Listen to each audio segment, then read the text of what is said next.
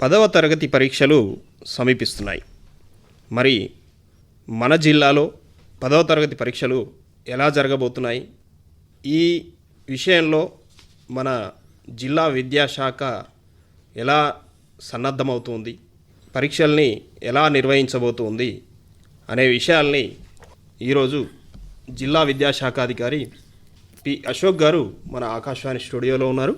వారిని అడిగి జిల్లా వ్యాప్తంగా 10వ తరగతి పరీక్షల నిర్వహణ వివరాలు మనం ఈరోజు తెలుసుకుందాం. నమస్కారం సార్. నమస్కారం అండి. 10వ తరగతి పరీక్షల నిర్వహణ గురించి జిల్లా విద్యాశాఖ ఎలాంటి ఏర్పాట్లు చేసింది, మరి జిల్లాలో ఎంతమంది విద్యార్థులు ఈ పరీక్షలకు హాజరవుతున్నారు అనే విషయాల్ని మా శ్రోతలకు కొద్దిగా వివరిస్తారండి. శ్రోతలందరికీ నమస్కారములు.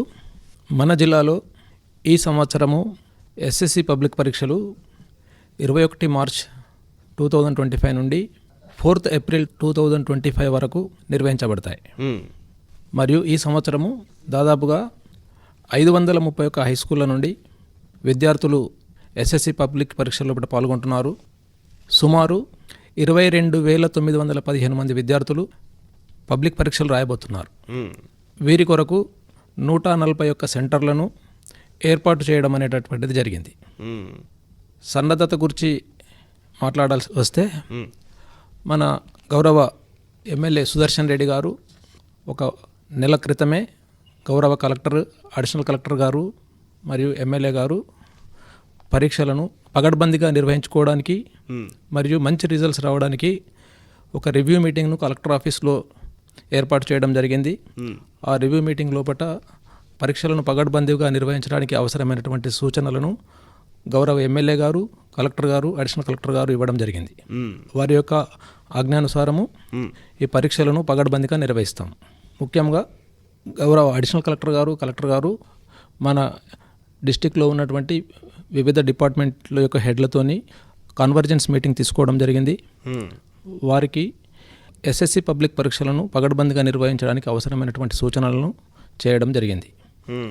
మరియు పరీక్షా సెంటర్ల యొక్క చీఫ్ సూపరింటెండెంట్లు, డిపార్ట్మెంట్ల ఆఫీసర్లతో కూడా మార్చ్ 1 నాడు మీటింగ్ ఏర్పాటు చేసి వాళ్ళందరికీ కూడా పరీక్షలను పగడ్బందీగా నిర్వహించడానికి అవసరమైనటువంటి సూచనలు ఇవ్వడం అనేటటువంటిది జరిగింది. ఎంఈఓలందరూ కూడా పరీక్షా సెంటర్లను విజిట్ చేసి ఆ పరీక్షా సెంటర్లకు అవసరమైనటువంటి వసతులను పరిశీలించారు. వాళ్ళకు అవసరమైనటువంటి త్రాగునీరు కానీ, తర్వాత ఎలక్ట్రిసిటీ, బల్బులు, తర్వాత ఫ్యాన్స్, ఫర్నిచర్ ఇవన్నీ ప్రాపర్గా ఉన్నాయా లేవా అనేటటువంటిది పరిశీలించి నివేదికలు ఇవ్వడం అనేటటువంటిది జరిగింది. ఈ సంవత్సరము ఎస్ఎస్సి ఎగ్జామినేషన్స్ను నిర్వహణకు ముందు మరొకసారి సిఎస్డిఓలతోని జూమ్ లోపల మీటింగ్ తీసుకొని మరొకసారి సూచనలు ఇవ్వడం అనేటటువంటిది జరుగుతుంది. మరి విద్యార్థుల సన్నద్ధత ఎట్లా ఉంది, పరీక్షలకు విద్యార్థులు మానసికంగా ఎలా సన్నద్ధమయ్యారనే విషయాల్ని మా శ్రోతలకు కొద్దిగా వివరిస్తారండి. విద్యార్థుల సన్నద్ధత గురించి మాట్లాడాలంటే విద్యార్థులు ఒత్తిడికి గురికావద్దనే ఉద్దేశంతోనే దాదాపుగా జనవరి 27 నుంచి మేము 2 గ్రాండ్ టెస్ట్లను, ఒక ప్రీ ఫైనల్ను కండక్ట్ చేయడం అనేటటువంటిది స్టార్ట్ చేసి పూర్తి చేశాము. మరొక ప్రీ ఫైనల్ను కూడా కండక్ట్ చేస్తున్నాం. 2 గ్రాండ్ టెస్టులు, 2 ప్రీ ఫైనల్ రాయడం వలన పూర్తి స్థాయి పబ్లిక్ ఎగ్జామినేషన్స్, ఫైనల్ ఎగ్జామినేషన్ రాయడం లోపల పూర్తి స్థాయి అవగాహన ఏర్పరచుకొని పిల్లలందరూ ఎగ్జామినేషన్స్ లోపల చక్కగా రాయడానికి అవకాశం కల్పిస్తూ ఉన్నాం. విద్యార్థులు ఒత్తిడి లేకుండా ఈ పరీక్షల్ని రాయాలంటే విద్యార్థుల్ని ఎలా సన్నద్ధపరిచారు, విద్యాశాఖ తరఫున ఎట్లాంటి చర్యలు ఈ విషయంలో తీసుకున్నారనే విషయాలు వివరిస్తారు. విద్యార్థులు ఒత్తిడికి గురి కావద్దని ఈ సంవత్సరము మన గౌరవ సెక్రటరీ గారు మరియు director of school education, director SCERT గారు ఒక వీడియో కాన్ఫరెన్స్ టీశాట్ ద్వారా వీడియో కాన్ఫరెన్స్ తీసుకొని పిల్లలందరికీ మోటివేషనల్ క్లాసెస్ అరేంజ్ చేయడం అనేటటువంటి జరిగింది. పలు సూచనలను సెక్రటరీ మేడం గారు పర్సనల్గా ఇవ్వడం జరిగింది. ఆ క్లాసెస్ను అందరూ విద్యార్థులు, జిల్లాలో ఉన్నటువంటి అందరు విద్యార్థులు వినేటట్లు మన ఐఎఫ్పీలను ఉపయోగించుకొని విద్యార్థులు వినేటట్లు అవకాశం కల్పించాము. అదే కాకుండా ప్రతి పాఠశాల నుంచి కూడా ఒక స్కూల్ అసిస్టెంట్ను ఐడెంటిఫై చేసి జిల్లా స్థాయిలో డైట్ కళాశాల లోపల రిసోర్స్ పర్సన్స్తోని వాళ్ళకు శిక్షణను ఇవ్వడం అనేటటువంటిది జరిగింది.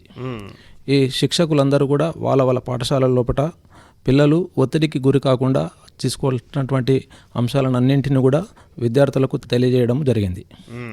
ముఖ్యంగా తల్లిదండ్రులు గమనించాల్సింది, పిల్లలను ప్రశాంతంగా చదువుకునేటట్లు వాతావరణాన్ని తమ ఇంట్లోపట క్రియేట్ చేయాలి. తర్వాత సెల్ ఫోన్లు, టీవీలకు తల్లిదండ్రులు కూడా వాడకుండా ఉన్నట్లయితే బాగుంటుందని నా యొక్క అభిప్రాయం. మరియు పిల్లలకు లైట్గా ఉండేటటువంటి సాత్వికమైనటువంటి ఆహారాన్ని అందించడము, రెగ్యులర్గా వాటర్ తీసుకునేటట్లు ప్రోత్సహించడము, తర్వాత పిల్లలకు ప్రశాంతంగా ఉండేటటువంటి వాతావరణం లోపల తగినంత వెలుతురు, గాలి ఉండేటటువంటి ప్రదేశం లోపల సగేటట్లు వాతావరణాన్ని కల్పించడము, తర్వాత ఈ జంక్ ఫుడ్ లాంటివి వాటి జోలికి పోకుండా ఉండేటట్లు తల్లిదండ్రులు గమనించాలని కోరుతున్నాను.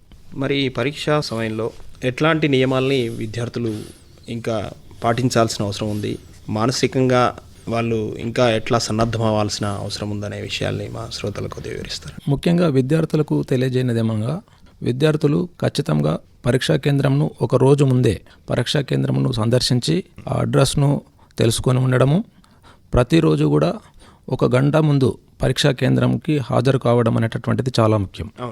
తర్వాత ప్రశాంతంగా చిరునవ్వుతో పరీక్షా హాల్లోనికి వెళ్ళాలి. ఇన్విజిలేటర్స్ చెప్పేటటువంటి సూచనలన్నింటినీ జాగ్రత్తగా వినాలి.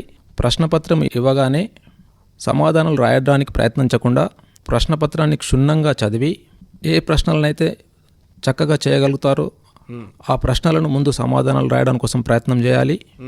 దానికంటే ముందు ఆన్సర్ షీట్ బుక్లెట్లో లెఫ్ట్ హ్యాండ్ సైడ్ మార్జిన్స్ అనేటటువంటివి, వర్టికల్ లైన్స్ అనేటటువంటివి కొట్టుకోవాలి. చక్కగా హ్యాండ్ రైటింగ్ ఉండేటట్లు తప్పులు లేకుండా రాయడానికి కోసం ప్రయత్నం చేయాలి. ముఖ్యంగా మంచిగా బాగా వచ్చిన ప్రశ్నలను ముందు సమాధానాలు రాసి రానటువంటి ప్రశ్నలను తర్వాత ప్రయత్నం చేయాల్సి ఉంటుంది. ప్రశ్న రాసిన తర్వాత వాటి ప్రశ్న నంబర్ను మాత్రం ఖచ్చితంగా మార్జిన్ లోపల విద్యార్థులు రాయాల్సినటువంటి అవసరం ఉంటుంది. కొన్నిసార్లు సమాధానాలు రాస్తారు పిల్లలు, కానీ ప్రశ్న సంఖ్య రాయడం అనేటటువంటిది మర్చిపోతూ ఉంటారు. కాబట్టి సరి అయినటువంటి క్వశ్చన్ నంబర్ను, ఏ క్వశ్చన్కి అయితే సమాధానం రాశారో ఆ క్వశ్చన్ నంబర్ను ఆ లెఫ్ట్ సైడ్ మార్జిన్ లోపల ఖచ్చితంగా తప్పు లేకుండా రాయాల్సినటువంటి అవసరం అనేటటువంటిది ఉంది. తర్వాత ఈ ఓన్లీ బ్లూ ఇంక్ మరియు బ్లాక్ ఇంక్ 2 పెన్లను మాత్రమే వాడాలి. కొంతమంది విద్యార్థులు రెడ్ ఇంక్, స్కెచ్ పెన్స్లను వాడుతూ ఉంటారు. అలా చేయడం అనేటటువంటి సరైన పద్ధతి కాదు. కేవలము బ్లూ అండ్ బ్లాక్ పెన్స్ను మాత్రమే వాడాలి. ఈ చిత్రపటాలు, మ్యాప్స్, గ్రాఫ్స్ వాటికి సమాధానాలు రాసేటప్పుడు పెన్సిల్ను మాత్రమే యూజ్ చేయాల్సి ఉంటుంది. రాయాల్సినటువంటి ప్రశ్నలన్నిటినీ అవి రాసిన తర్వాత ఈ చాయిస్ ఉండేటటువంటి ప్రశ్నలను తర్వాత సమయం ఉంటే చాయిస్ ఉన్నటువంటి ప్రశ్నలకు సమాధానాలు రాయడానికి కోసము ప్రయత్నము చేయాలి. తర్వాత బిట్ పేపర్ ఇవ్వకంటే ముందు 15 నిమిషాల ముందు వారు రాసినటువంటి సమాధానాలన్నింటినీ ఒకసారి వెరిఫై చేసుకోవాలి. తర్వాత బిట్ పేపర్ ఇవ్వగానే దానిని ఆన్సర్ బుక్లెట్కు అటాచ్ చేయాల్సి ఉంటుంది.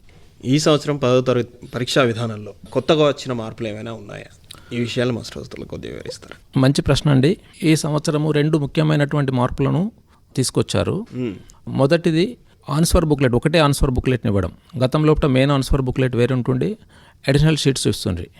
దాని స్థానం లోపల ఈ సంవత్సరము 24 పేజీలు ఉన్నటువంటి ఆన్సర్ బుక్లెట్ను ఒకటే ఇవ్వడం అనేటటువంటిది జరుగుతుంది.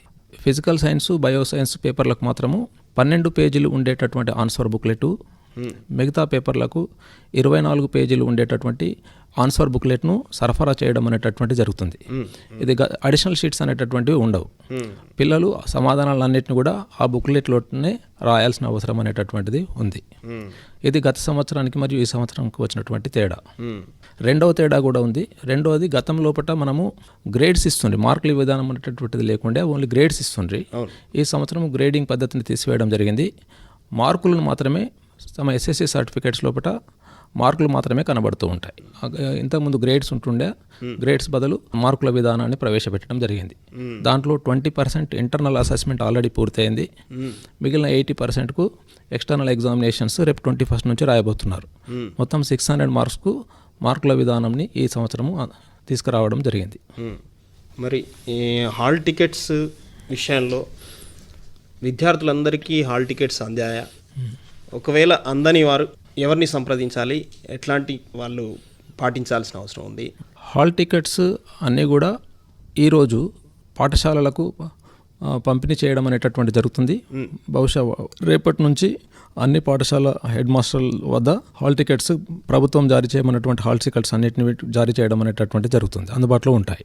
మరియు ఎవరైనా హాల్ టికెట్ ఆన్లైన్లో కూడా అందుబాటులో ఉన్నాయి. Board of secondary education website లోపల హాల్ టికెట్లు అన్నీ కూడా అందుబాటులో ఉన్నాయి. విద్యార్థి వాటిలో నుంచి డౌన్లోడ్ చేసుకొని కూడా డైరెక్ట్గా నేరుగా ఎగ్జామినేషన్కి వెళ్ళి ఎగ్జామినేషన్ అటెండ్ కావడానికి అవకాశం అనేటటువంటిది ఉంది. రెండు రకాలుగా గవర్నమెంట్ ఇచ్చినటువంటి హార్డ్ కాపీస్ను తీసుకొని వెళ్ళవచ్చును, తర్వాత ఆన్లైన్లో నుంచి డౌన్లోడ్ చేసుకున్నటువంటి హాల్ టికెట్ల నుంచి కూడా ఎగ్జామ్ రాయడానికి అనుమతి అనేటటువంటిది ఉంది. తర్వాత ఈ సంవత్సరము పరీక్షా పేపర్ లోపల ఇంకొక మార్పు కూడా ఉంది. ఆ పరీక్షా పేపర్ల పైన క్యూఆర్ కోడ్ అనేటటువంటిది ముద్రించబడింది.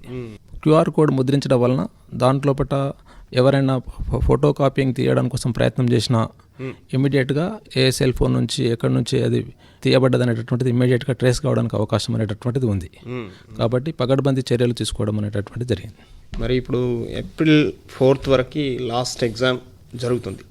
మరి పరీక్షా ఫలితాలు ఎన్ని రోజుల్లో వచ్చే అవకాశం ఉంది, ఇంకా ఎంత సమయం పట్టే అవకాశం ఉంది అనే వివరాలని మా శ్రోతలకు కొద్దిగా వివరిస్తారు. ఓకే, పరీక్షా ఫలితాలను ప్రకటించడం అనేటటువంటిది ఎస్ఎస్సి బోర్డు నిర్ణయించాల్సినటువంటి అవసరం ఉంటుంది. సుమారుగా మే 2nd వీక్ 3rd వీక్ లోపల పరీక్షా ఫలితాలు వస్తాయని అనుకుంటున్నాం. ఇంకా ఈ 10వ తరగతి పరీక్షలు రాసే విద్యార్థులకి, విద్యార్థుల తల్లిదండ్రులకి మీరు ఇచ్చే సందేశం ఏదైనా? ముఖ్యంగా తల్లిదండ్రులు పిల్లలను పైన ఒత్తిడికి గురి చేయకుండా ప్రశాంతంగా వాళ్ళు నేర్చుకున్నటువంటి అంశాలను ప్రశాంతంగా వ్రాసేటట్లు వాళ్ళు వాతావరణాన్ని కల్పించాలని కోరుతున్నాను. ఈ సంవత్సరము మెయిన్ ఆన్సర్ షీట్ బుక్లెట్ అనేటువంటిది ఏమి ఉండదు, ఒకటే ఆన్సర్ షీట్ బుక్లెట్ ఉంటుంది. కాబట్టి ఓఎంఆర్ షీట్ పైన ఆన్సర్ షీట్ బుక్లెట్ నంబర్ ఒకటి రాయాల్సినటువంటి అవసరం ఉంటుంది. ప్రతి ఆన్సర్ షీట్ బుక్లెట్ పైన ఒక యూనిక్ నంబర్ ఉంటుంది.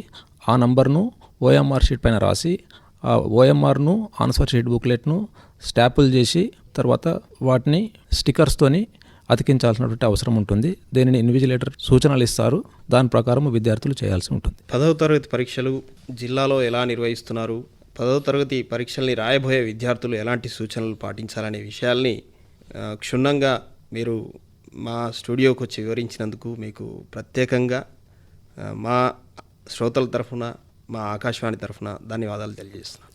ధన్యవాదాలు సార్.